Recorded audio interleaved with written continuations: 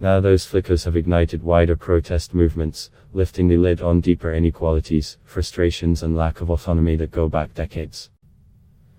And the discontent doesn't appear to be subsiding anytime soon.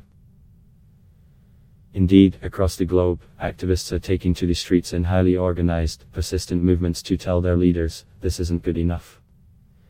Experts say we are seeing a tipping point of ordinary people fed up with measures imposed from above by a ruling class. For a spark to turn into something bigger, there needs to be a much wider lack of trust in the political elite, a feeling of crisis of authority, and a wide variety of grievances and feelings of discontent, said John Chalcraft, professor of Middle East history and politics at the London School of Economics and Political Science. That's the case in Chile, Lebanon and Hong Kong, he added. These are now sustained protest movements, continuing even after their initial grievance has been met. Students take note. Students have played a key role in all these protests. In Chile, thousands of students last week launched a Massachusetts fare-dodging campaign in the capital Santiago, flooding metro stations and jumping turnstiles. The widespread unrest is about more than a hike in transport fares, say experts. It's reflective of simmering anger over rising living costs going back years. In 2011, Chile's students also staged Massachusetts protests, that time over tuition fees. Transport tickets are not tuition fees, said Chalcraft, but they are still social and economic demands that reflect deep inequality in the country. But for a movement to really take hold, it needs more than students. It requires meaningful links with a wider section of the population, added Chalcraft. Over the last 7 days, anti-government protesters from across Lebanon's sectarian divide gathered for the biggest demonstration the country has seen in almost 2 decades. Campaigning doesn't end at national borders, either. Every weekend for more than 4 months, pro-democracy, anti-government protesters have taken to the streets of Hong Kong. As the demonstrations have dragged on, protesters have embraced more extreme, sometimes violent, tactics in battles with police. In the Spanish city of Barcelona, pro-independence protesters have been using encrypted messaging to communicate with counterparts in Hong Kong, according to Julie Norman, a teaching fellow in politics and international relations at University College London. Furious protests took place across Catalonia last week, triggered by the lengthy prison sentences handed to pro-independence politicians on October 14. Norman said the Hong Kong and Catalan groups have been sharing tactics for dealing with police, and invoking each other's struggles at rallies. But even when governments have made concessions in response to protests, it has done little to take the wind out of the movements. After Lebanon dropped the proposed WhatsApp tax within hours of protests starting, then introduced an ambitious reform package, protesters were asking, well, why didn't they do that before? Said Chalcraft. Similarly, Hong Kong's embattled leader Carrie Lam in September withdrew the extradition bill that would have allowed extradition to mainland China, which has a 99% conviction rate and a history of political prosecutions. A month later, violent protests continue to paralyze parts of the city, and Lam appears reluctant to address activists' other core demands, including an independent inquiry of police. Meanwhile in Chile, the government's crackdown has seen troops on the streets, bringing back memories of Gen. Augusto Pinochet's 17-year military dictatorship, said Chalcraft. Some would say it's an overreaction to protests around metro tickets that has escalated the situation, he added. These protests have generally started off as very peaceful, non-violent, said Norman. When we see the protests sometimes using other tactics, that's often in response to what the state introduces, she added. What do you mean by a success? In terms of that initial issue that sparked each movement, these protests have been successful. Chile has dropped its fare hike, Lebanon cancelled its proposed WhatsApp charge and introduced reforms, and Hong Kong scrapped its extradition bill. Of course, that's not what's really sending protesters into the streets night after night, and those wider battles continue. In Chile, which has one of the highest rates of inequality in the developed world, that kind of social structure takes a lot longer to dismantle, said Norman.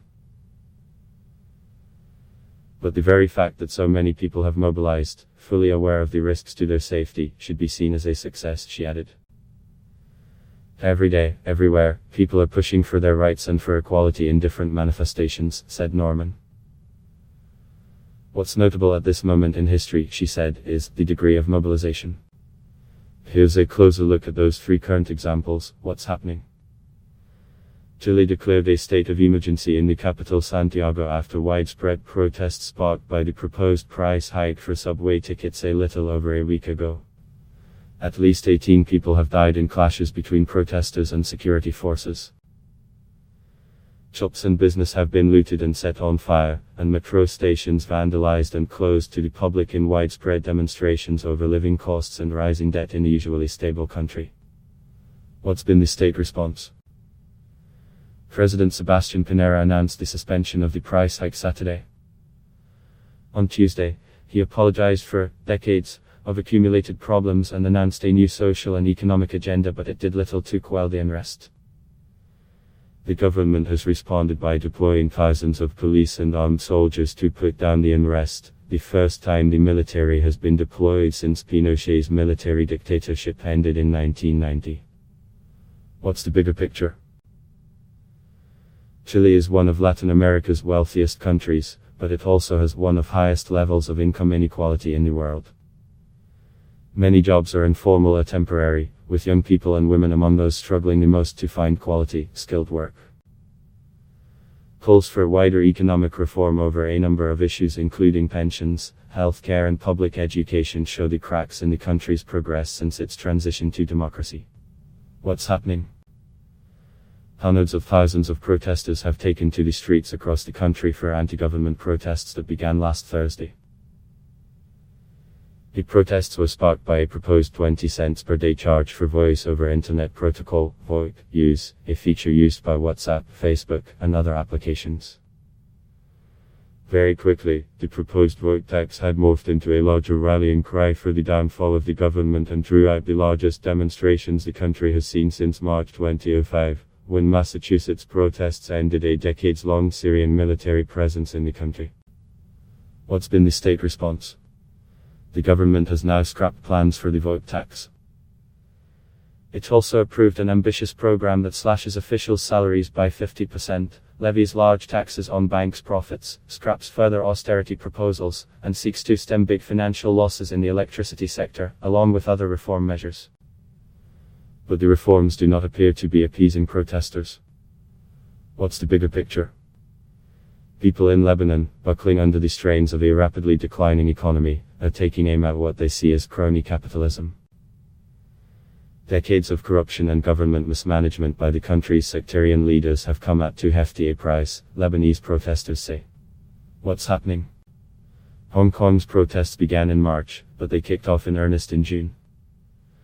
They were sparked by widespread opposition to a now-shelved extradition bill that would have allowed extradition to China, but have since expanded to demands for full democracy and police accountability. What's been the state response? In September, Hong Kong leader Carrie Lam announced the withdrawal of the extradition bill after 3 months of large-scale protests, which have roiled the city and damaged its economy. That, however, did not stop the demonstrations. What's the bigger picture? Hong Kong belongs to China, but it has its own currency, political system and cultural identity. Many Hong Kong residents don't see themselves as Chinese, but rather as Hong Kongers. Ultimately, young Hong Kongers are concerned about China's growing encroachment in the city, and the perceived threat to freedoms unavailable to Chinese mainlanders, such as the right to protest, the right to a free press, and an independent judiciary. CNN's Helen Regan, Tamara Kiblawi and Tara John contributed to this report.